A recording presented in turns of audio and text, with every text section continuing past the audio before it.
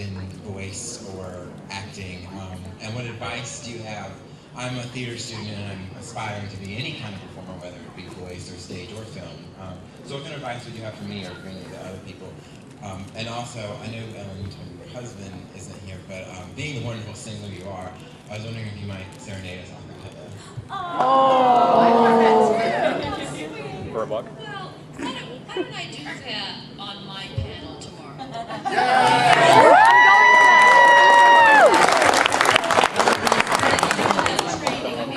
As you can imagine, I'm sure all of us have had a different road. Of course, my training was all in music. You know, I was going to be a musician, I was going to be a singer.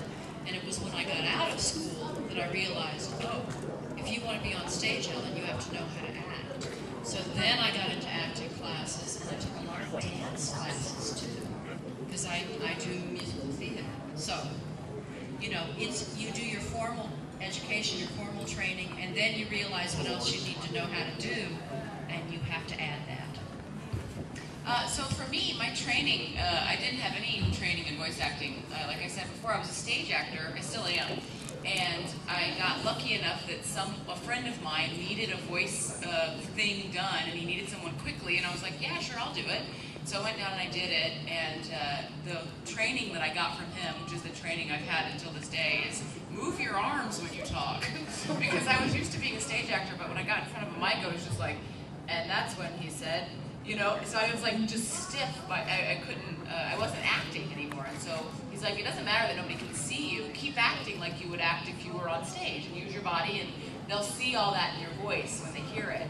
So that was the best advice I ever got. And for someone that's coming up, I would say, you never know where a door is going to lead, or you never know where a door is going to be, so do everything. Anything that comes your way, do it. You're never too good to do anything, and as soon as you get too good to do something, you're going to start closing a lot of doors and opportunities. So just do everything, and then it might lead you down a road you never thought you were going to go, and that's how you might end up doing something that you're the best at that nobody else can do.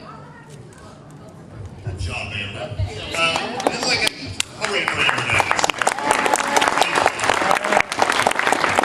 Like I said, it's all I ever wanted to do, and I studied theater in college and have my degree in acting. But the advice I would give to you is just stick with it, man. It's all about, it sucks a lot. You know, there's just like times where you're like, why am I doing this? I should just take another route and get a real job and follow that. But man, and a lot of my friends from college made it too, and they made it because we're the ones who stuck with it. You know, like college was a long time ago, and finally, you know, a long time later, I finally am on a TV show, which is awesome. But I stuck with it, you know, and like Amber said, just do whatever and find your thing and just have fun and don't be a dick. Yeah, that's important. The best advice that anyone can ever give you. Clear words. For me, like, I mean, it was funny because I decided I wanted to be an actor, but I'm a better singer in my opinion. I have like 6 or 7 like years of classical training. Like I have a really strong opera voice, and it helps when it comes to voice acting because you like especially like the animated dubbing and stuff. Sometimes they have some really weird lines, and you need some good breath control in order to dub that stuff. But yeah, I mean, I just started taking acting classes, voice acting classes with like Bill Holmes and Richard Horvitz and all these people just recently. So, but yeah, I second his opinion. Don't be a dick is really the best piece of advice anyone can give you because, I mean, you're a pretty cute guy, you're friendly, you're nice. Look at him, he's so bashful, everyone look at him. But yeah, that's it. Well, basically, you can't just elect to bypass the process of being an actor. It's being an actor. It's the life of an actor. It's a life of rejection and heartbreaks and job insecurity. I mean, I'm always, you know, the dark cloud of reality when it comes to this stuff because I'm working with dozens of actors you all know that are struggling to stay afloat right now. That business is really rough right now. But Atlanta's unique because there's a lot of commercial voice acting. So there's a fair amount of other work you could do as a voice actor in this city, and that's rare. But truly, it's electing to have the artist path. It's, you know, it's an insecure place to be, and one of the best things you can do is to truly pick a second backup plan that supports your acting, because it's expensive to be an actor. You have to have decent clothes for your auditions. You've got to be able to make money stretch in between jobs. You've got to be flexible enough to keep your days open for auditions and rehearsals and everything that you need to do for submitting. And for us, often we'll come home in the evening and the agencies will have sent out dozens of auditions. Then we go into our own home recording studios and record auditions all night. We get up in the morning and hit the studios in the morning. And you're working very strange hours. It's challenging in that way, but truly you need to really be seriously looking into, is this a viable life plan for you? And honestly, it can take years before you're really in a position to be making a full-time career at it. Almost all of us do other things as well to supplement our incomes with voice acting. And most of us really have all come from the actor's path, studying full-time. I went out and just did it. I got a dance scholarship and I started doing a bunch of shows and got a representation. But you want to save up money for a demo and you want to get an agent and you want to build your bag of tricks of voices, record your own voice, listen back. It's a difficult thing to kind of reckon with in the beginning. It's hard to hear your own voice. It's like, ew, I sound like that. You got to get over all of that. And don't focus too much, I would say, especially as the casting director hat. I would say I'm always looking for talent that can play their natural voice solidly. Most of your work is going to be right around your natural voice, and then you might make it a little younger, or you might age it up a little bit. But for the most part, you're going to go right around your natural voice, but you want to collect other characters you can do.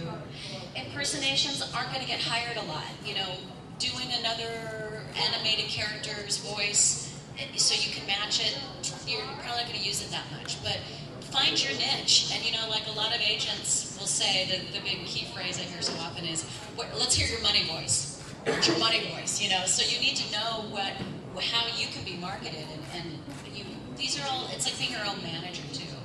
But performing and building a resume is critical. Also, you'll see that a lot of us come from musical backgrounds because it really helps for dubbing, for syncopation, and for matching the timing is a very difficult thing. So movement, playing an instrument, being a musician. Yes. Oh, we're taking one. Choreography, martial arts, anything like that, any kind of movement really helps. Thank you. Thank you all. Voice, yeah. You could do promo, I mean, wow. What are you saying exactly is your question? I'm asking, how do you decide any of your character details that you would do in a character demo reel, or if you're doing a commercial demo reel, what would you base that off of, or narrative? Each one's different. So basically, what I would recommend, I mean, obviously you're solid for commercial and narration and promo, that kind of voice of God kind of thing. It's pretty cool. But first, depending on where you're working, you want to tailor your demo to the markets that you're going for. The thing that I'm constantly getting requests for are game demos. We didn't used to do those, but now a working actor, at least in LA, needs a commercial demo, character demo. I highly recommend a game demo, and then if you want to get into narration, a lot of people have books on tape demos. The more tailored they are, the better. Short and sweet, very short clips, but work with somebody with experience who really knows what they're doing.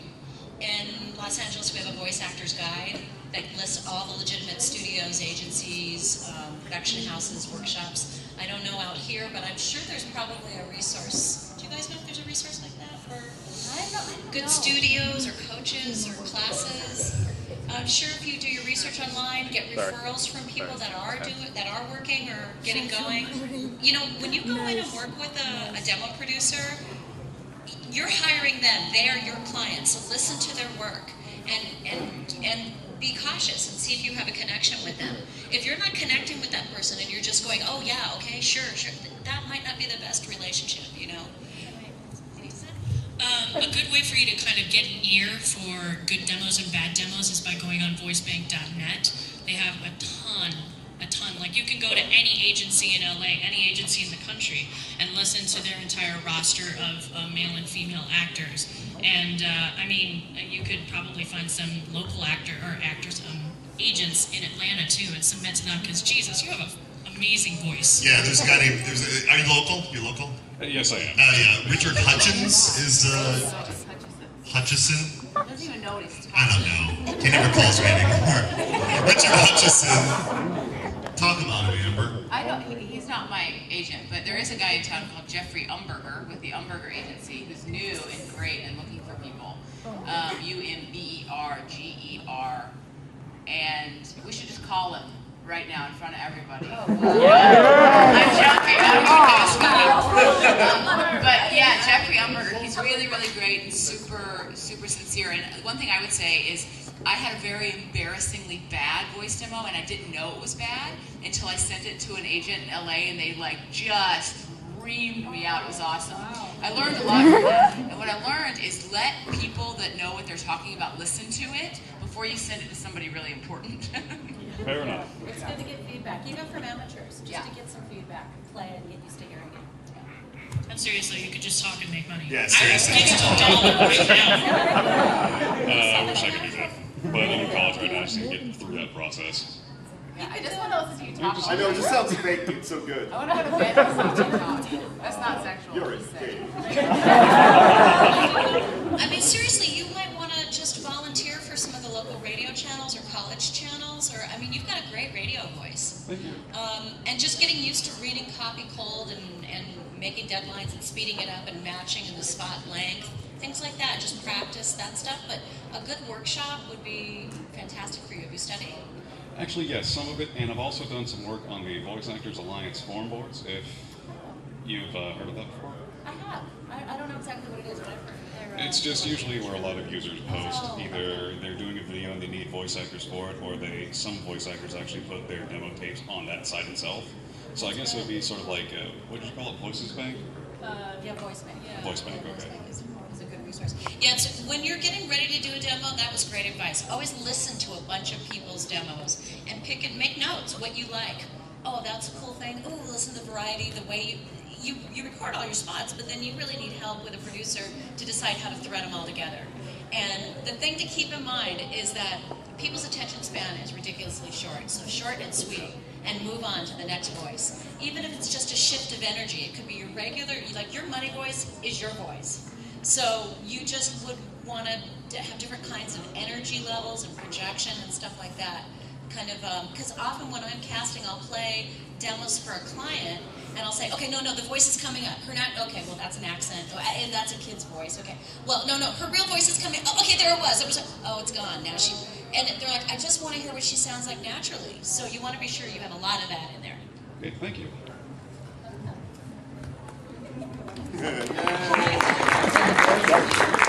I have two questions. I know a guy who he's like my age, he plays gumball on a kids show, and I was wondering, where do you go to get a job like that at such a young age?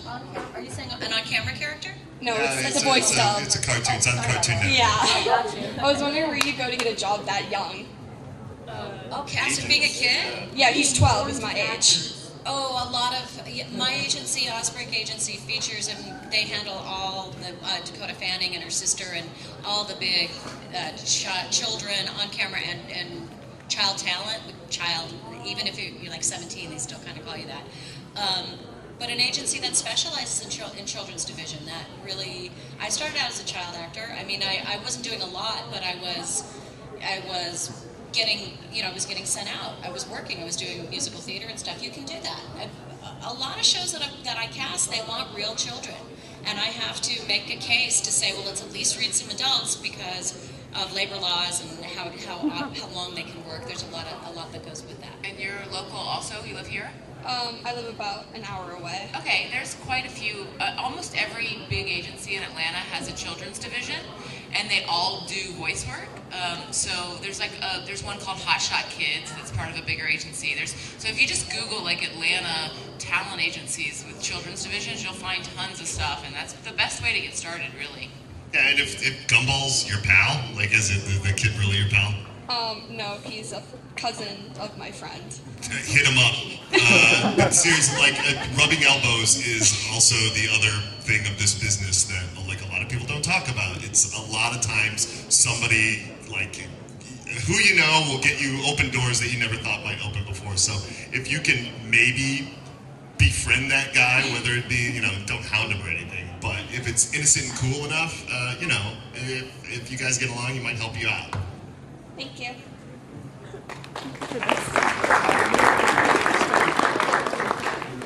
I just have one short question. I was wondering, what is your favorite line you've ever said? I know exactly.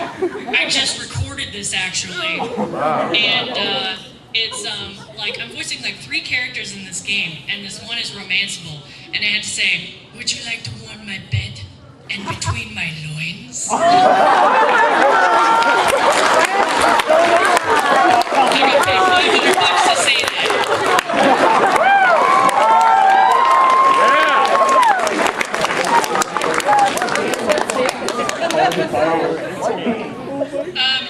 It's called Ortis. It's an Australian company is making it. It's like it's not a Flash, but I think it's a web-based game. It's really customizable. They have a lot of dungeons and super interactive. So it looks pretty cool actually. Like there's a ton of dialogue trees. So if you're into like the Dragon Age thing, which I totally am, and romancing thing, which I totally am, I'm gonna hit me hard.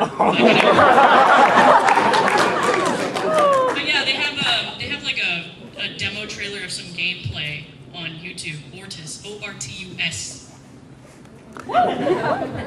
Sponsor. Huh? Joke. Oh man, I don't know. That's a tough question. I mean, I'm really lucky that Pam has a tagline, which is "Holy shit snacks." So that's always fun to say. Yeah, I don't know. Krieger, everything he says is amazing, so I can't narrow it down. Like every episode, there's 5 things that I love saying. So I don't know. Say one. Your authority is not recognized in Fort Kickass.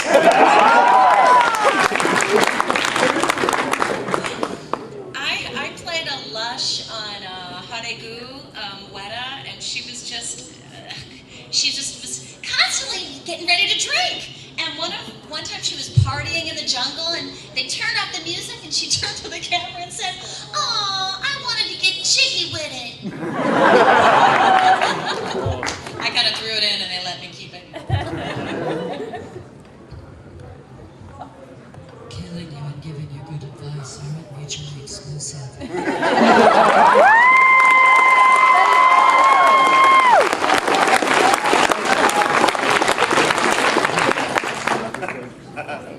That's it. Okay. Hi. What's your favorite part of being a voice actor? Getting paid. And somehow looking into a really wonderful game to come meet you all. Very gratifying. For me, it's like it really is such great work because I wake up and the place we record is so close to my house, and I don't have to brush my teeth if I don't want to, and it just, but I do out of respect. Out of respect, I do it. But it's just, I'm really lucky that I love the show so much that I work on. I'd do it if I hated it, but this one I love, so I'm really lucky. And it's just candy. It's like eating candy every day. Every day I get to work doing voice work. It's wonderful. Yeah, I'm going to jump on Amber's thing, and I'm a huge fan of the show, and if I had nothing to do with it or knew nobody on it, I would still be a huge fan. It's such a blessing to actually be on a great show that I really love. But also, our gang, from Adam Reed to, the last animator, they're all such a cool bunch of people that, there's nowhere to turn and go oh God, that guy's such a jerk. Where everybody's like, man, I love every one of you. And whether I run into them on a bar or whatever, everybody's so cool that it's man, this is really a great group. So I love working with a great group. Yeah, working with other creative people, laughing your butt off in the studio. For me, it's the diversity. I thrive on being able to, what do I get to do today? Okay, I get to be a director today. Today I get to be just an actor. That's actually the best fun I have, when I get to drive from session to session and be in a tragedy and then be in a comedy and then do a game and do, it's the diversity. I feel so blessed to be a working actor, and that's really what I set out to do. I didn't know I'd end up in post-production full-time, but I've really grown to love it, and I like that I have anonymity in the real world. Nobody knows who I am, where I go in the world. I don't tell them, what I do. I keep it all kind of very secret. And I like that I can dip my foot into a creative pool and then come home at night and, I scoop the cat box and I'm grounded again. No ego. Thank you.